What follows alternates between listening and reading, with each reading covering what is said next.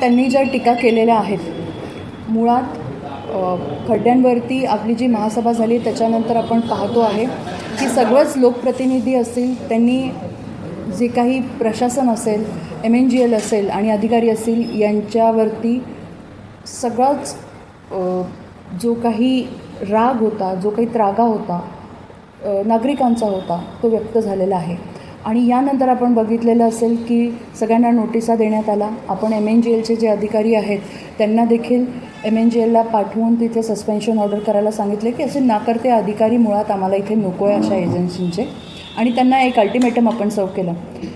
याच पार्श्वभूमीवर आपण बघाल की गेल्या 2-3 दिवसापासून प्रशासन अतिशय तातडीने सगळ्या व्यवस्थेवरती काम करतं आहे. मग ते कुठेही असलं तर तिथे स्वतः जाऊन 2-3 वाजेपर्यंत बघा 24 आवर्स आपलं काम चालू आहे. आणि आता खरं असं वाटतं आहे की सगळेजणं उतरून कामाला लागलेले आहेत. हे बरोबर आहे की आदित्य ठाकरे साहेब आले, त्यांनी बघितलं आणि 4 तासाचा जो दौरा होता तो आटोपशीर घेतला आणि त्यांनी नाराजी व्यक्त केली आणि ते गेले. आम्हाला तर असं अपेक्षित होतं की आम्ही सर्व इथे होतो, आम्हालाही त्यांचं आदरातिथ्य करू दिलं असतं. महापौर आहे, उपमहापौर आहे आणि अधिकारी देखील इथे उपस्थित होते. पण अशी काही चर्चा न करताच ते फक्त स्वतःच्या नगरसेवकांना भेटलेत आणि इथून त्यांनी प्रस्थान केलं आहे. मला असं वाटतं की येत्या काळात आम्हीच त्यांची भेट घ्यायला जाऊ. कुंभमेळा आहे त्यामुळे सगळ्यांना आमंत्रित करायचंच आहे. त्याचबरोबर येणाऱ्या काळामध्ये आपण बघाल की ह्या 2 ते 3 महिन्यात आपल्या सगळ्यांना माहिती आहे की कुंभमेळ्याची ही जी कामं आहेत ती अगदी युद्धपातळीवर सुरू होती. अल्निनो होता पण पाऊस प्रचंड पडला, एकीकडे पाण्याची गरज देखील होती.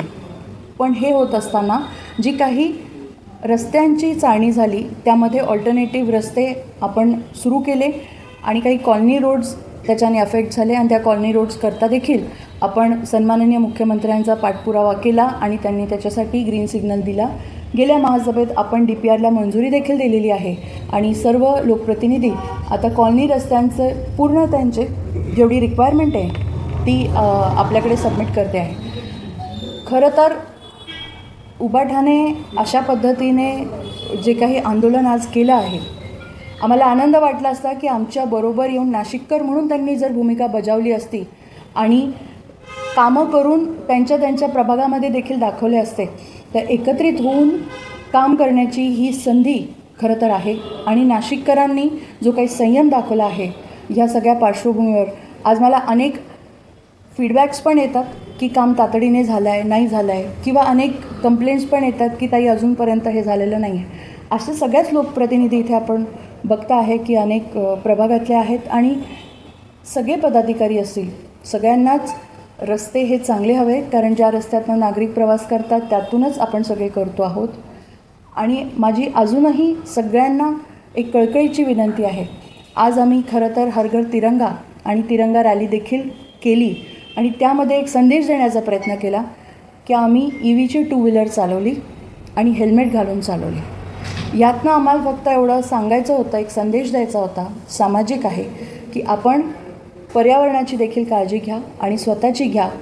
राष्ट्रभक्त होणं, राष्ट्रभक्ती करणं हे तर आपल्या जीवनाचं सार्थ आहेच, पण ते करत असताना आपण समोर काय दाखवतो आहे, समोर काय मेसेज देतो आहे हे पण भान ठेवणं गरजेचं आहे. आता येणाऱ्या ह्या 15 ऑगस्टच्या दिवशी आपल्याला फ्रीडम हवी आहे. कशापासून? तर सन्माननीय मोदीजींनी सांगितलं आहे की ड्रग्स फ्री नेशन, आणि म्हणूनच एक व्यसनमुक्त भारत आणि पुढची पिढी जर घडवायची असेल तर आपल्याला पाहिजे विकास भी और विरासत भी. आणि तेच खरं ह्या नाशिकचं कुंभ जो आहे ते करणार आहे, विकास पण आणि विरासत पण. कारण विरासत म्हणजे आपलं संस्कृती आहे, कुंभ आहे, आणि नाशिकचा 2027चा कुंभ हा अमृत नाशिक 2047ची पायाभरणी करणार आहे. आदित्य ठाकरेंनी असं पण म्हणलं आहे की आमचा दौरा करण्यानंतर प्रशासनानं बुजवाबुजवी करायला सुरुवात केली, अनेक गोष्टी रस्त्यावर दिसले, रोड आणले, रातोरात दौऱ्याच्या आदल्या दिवशी सगळी डागडुजी करण्यात आली. पण आम्ही म्हणतोच आहे ना की आम्ही 24 तास रस्त्यावर आहोत. तुम्ही जर बघितलं ते येणार म्हणून रातोरात झालेलंच नाही. आम्ही आदेशित तसं केलं होतं महासभेमध्ये. त्यांचं म्हणणं आहे की त्यांचा जो रूट होता त्याच रूटवरचं तुम्ही म्हणजे असं तुम्हाला वाटतं का? असं कुठे दिसलं आहे का? पूर्ण 24 तास जिओ टॅग फोटोग्राफ्स आपल्याकडे उपलब्ध आहे. 24 तास यंत्रणा सुरू आहे आणि कालपासनं परवापासनं जर तुम्ही बघितलं तर कुठे कुठे क्रमवार खड्डे बुजवण्यात आले, कोणकोणत्या प्रभागात आले याची तपशीलवार यादी आपल्याकडे उपलब्ध आहे. आणि त्यांचं असंही म्हणणं होतं की महापौर असेल, उपमहापौर असेल, आयुक्त असेल, त्यांना भेटून काहीच उपयोग नाही आहे, त्यामुळे मी त्यांना भेटत नाही. तो त्यांचा प्रश्न आहे. म्हणजे भेटून उपयोग नाही आहे. मग ज्या गोष्टीसाठी ते आले आहेत, जर चर्चाच नाही झाली तर फक्त मीडियाला बाईट देऊन जाणं पण कितपत उपयुक्त आहे हे माहीत नाही आम्हाला. तुमच्याशी चर्चा करायला पाहिजे होती माहिती. हो, साधारण अशीच व्यवस्था असते की आपण बघितलं मागच्या काळात जे नेते मंडळी इथे आले त्यांना नाराजी देखील जर व्यक्त करायची असेल तर ती भेटून व्यक्त केली जाते. फक्त येऊन मीडियासमोर आपलं मत मांडणं आणि वस्तुस्थिती जी आहे ती न जाणता, मला माहीत नाही त्यांना काय माहिती पुरवली गेली होती, कशा पद्धतीची माहिती पुरवली गेली होती, पण जर नाशिकचा खरंच विकास करायचा आहे तर सगळ्यांनी मिळून चर्चा करून प्रशासन आणि सगळे पदाधिकारी बसले असते तर त्याला एक चांगलं वळण, एक चांगली प्रथा, एक पायंडा जो आपण म्हणतो की आपल्याला जर शहराचा विकास करायचा आहे तर सगळा मिळून केला असता. नाराजी पण व्यक्त करायची असेल तर ती एक पद्धतशीरपणे व्यक्त झाली असती.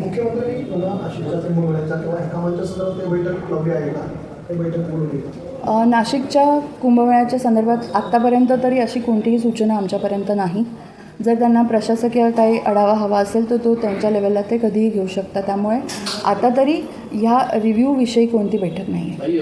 पुढच्या काही दिवसांमध्ये म्हणजे आठवड्याभरात 15,000पेक्षा जास्त खड्डे बुजवले जातील असं आयुक्त म्हणत आहे आणि येणाऱ्या 2 महिन्यामध्ये पूर्ण चित्रपद्धतीनं असलं असं ते म्हणत आहे. आपल्याला काय वाटतं ज्या पद्धतीचे कामं सुरू आहेत? नक्कीच मला असं वाटतं आहे की येणाऱ्या ह्या 2 महिन्यामध्ये आपण बघताय पावसाचा तसा हे पण कमी झालेला आहे आणि त्या पार्श्वभूमीवरती आपण जी काही उपाययोजना करतो आहे आणि गेल्या महासभेत पण जे काही आपण डिसिजन दिले आहे की रोड कन्स्ट्रक्शन TDRचं असेल किंवा आपण जे DP रस्ते करणार आहोत कॉलनी रोड्सचं असेल, त्यामुळे जी नाराजी ज्या ठिकाणी आहे, कसं आहे 4 वर्ष प्रशासकीय काळामध्ये कोणतंच प्लॅनिंग तळागाळापर्यंत पोचलेलं नाही आहे आणि आता सगळे लोकप्रतिनिधी आल्यानंतर सगळ्या आमदारांनी पण फॉलोअप करून जे काही कॉलनी रस्त्याचा DPR करायचं ठरवलं आहे तो नक्कीच असा परिपक्व असा पूर्ण DPR तयार करायला लागेल.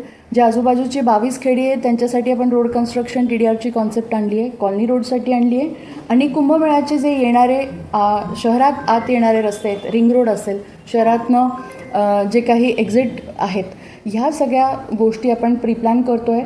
काही प्रमाणामध्ये रोड ग्रीडचाही आम्ही विचार करतो आहे.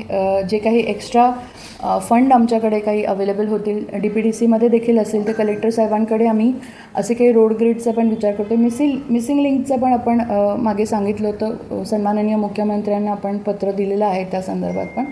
तशा अनेक गोष्टी आहे ज्या ट्रॅफिकच्या दृष्टीने आपण जर विचार केला तर महासभेमध्ये मी एक गोष्ट अजून सांगितली होती ती म्हणजे की कॉम्प्रिहेन्सिव्ह मोबिलिटी प्लॅनला मंजुरी देण्यात आली त्या दिवशी, which was related to roads.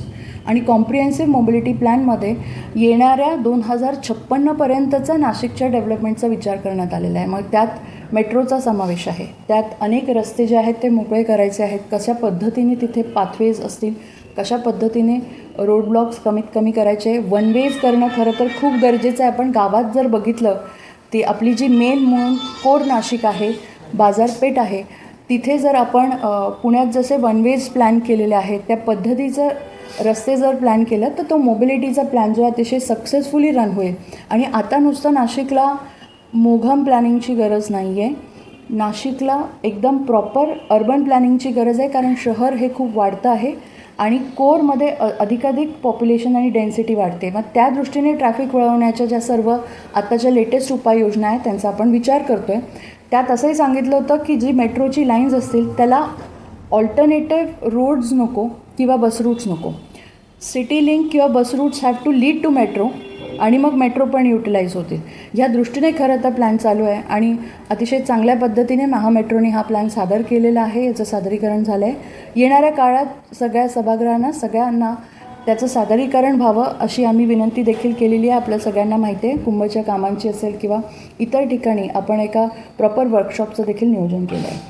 उद्या छत्रपती संभाजीनगरला सेम सारखेला आहे, नाशिकमधून आपण देखील जाणार आहे, कोण जाणार असं म्हणायला सगळं असं आता अजून उपाययोजना म्हणजे रिलेटेड टू सगळ्या गोष्टी नाशिकच्या आम्ही आधी प्लॅन करतो आहे आणि नंतर संभाजीनगरच्या तिरंगा यात्रेला कोण कोण जाईल, पदाधिकारी कार्यकर्ते याची यादी ती पक्षस्तरीय ठरणार आहे.